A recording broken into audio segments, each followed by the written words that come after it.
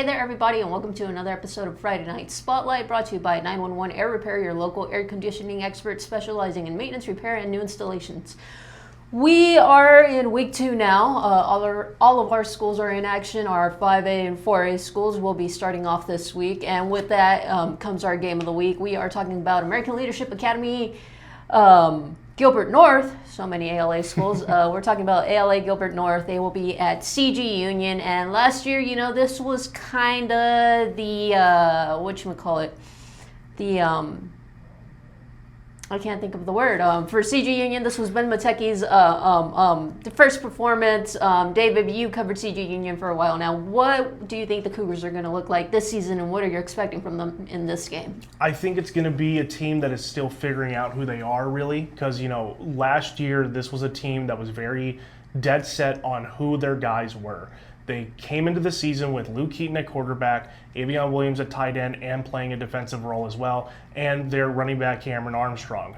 Those were the three right there. Luke Keaton got hurt within a few plays of that first game against ALA Gilbert North last season. Bring in Ben Mateki, who had a really solid year, but now Mateki is still there, Williams is gone, and Armstrong is gone. So who are going to be the weapons that Mateki has to his aid that are going to help this team move forward in the offense? I think the new head coach, Joe Thomas, looks really solid and is going to be a guy that's going to bring them into this new mentality of, staying disciplined and staying focused on the task at hand. This is a team that has always had some, whether it be behavioral issues or just, lapses in mental judgment on the field. Penalties have always been a huge problem for them.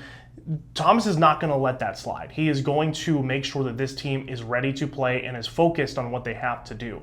Now, that is going to be crucial because the weapons are not all there right now. I think Mateki is a very solid quarterback and he's going to do a lot of good things, but it's going to come down to who is going to help him move that offense forward. On the defensive side, I think there's still some kinks to work out there as well. I think there's going to be some times where, this team just kind of gives up some of those big plays, but it's really going to come down to, can the flashy offense that we saw last season transcend into this new season with a new personnel? It's going to be a different situation for them, so it just really comes down to what do we really see? We don't know for sure, so this game is going to tell us a lot of what this CG Union team is going to look like throughout the rest of the season. So while CG Union's offense has a couple question marks, ALA Gilbert North is the opposite. They have their big three returning, and we got to start off with the Battle of the Benjamins. CG Union has Ben Mateki. ALA Gilbert North has Ben Livingston at quarterback. Last year he had a 68% completion rate, over 2,500 passing yards, 35 touchdowns, 5 interceptions. His counterparts are also returning. His running mates, not counterparts, running mates are also returning. Isaac Massey, over 1,000 rushing yards, 17. Over 1,000 receiving yards, 17 touchdowns. Weston Powell, 886 rushing yards, 11 touchdowns. Overall, ALA Gilbert North already has their offense clicking, just going off of what they did last year. Defensively, however, they do have some new guys that have to step up. Their leaders from last year were all seniors, so they're gone. That's the question mark in this game. Just overall, what does CG Union's offense look like? What does ALA Gilbert North's defense look like? Transitioning over to our kind of what to watch or what happened last week. We don't really know what we're doing at this point of the season. David, did something stand out to you next week, or what are you have your eyes on for Friday? Yeah, for this week, I want to look at the Coolidge game against Heritage Academy Maricopa. Heritage Academy is the newest Pinal County school that is now in the AIA. They made their AIA debut last week, and they had a pretty solid performance against another Heritage Academy team. Only lost by 2 points, so that is a really good showing of what this team is capable of.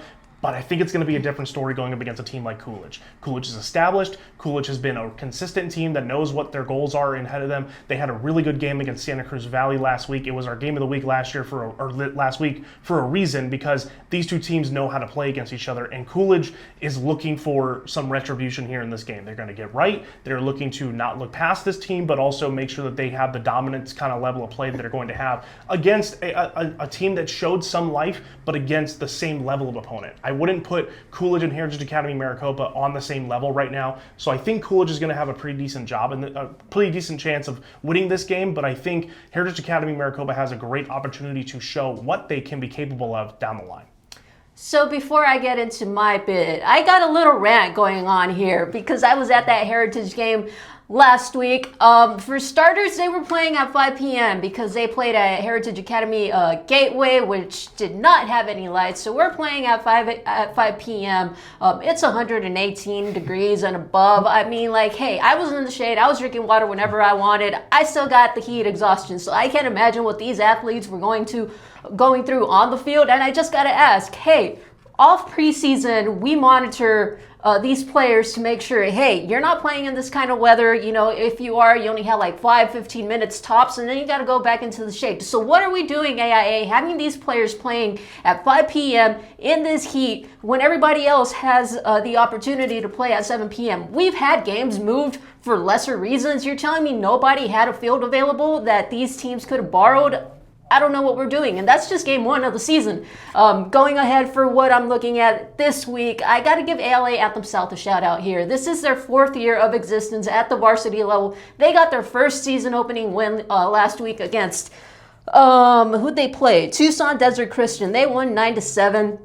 Shout out to Maurice Lewis. He had just one carry. That's all they needed for a 69-yard touchdown. And then Madden Boyer was the difference maker. He got the safety in that 9-7 win. Shout out to ALA Anthem South. And looking ahead at this week, they are back in Tucson. They have a Thursday game against Palo Verde. I think these guys can keep it rolling a little bit. You know, start off 2-0, something new for them, something they are looking forward to. You know, they kind of want to build off of their past couple of years. They've gone steadily. It hasn't been great, but they've consistently built up a little bit from going winless at that first year. They're looking to go maybe 4. What are my numbers? 4-6 or around, or 4-6 around there, or maybe a little bit better. Look for ALA Anthem South to do something different this year. As always, here are our picks for this week. Be sure to check us out next week and all season long.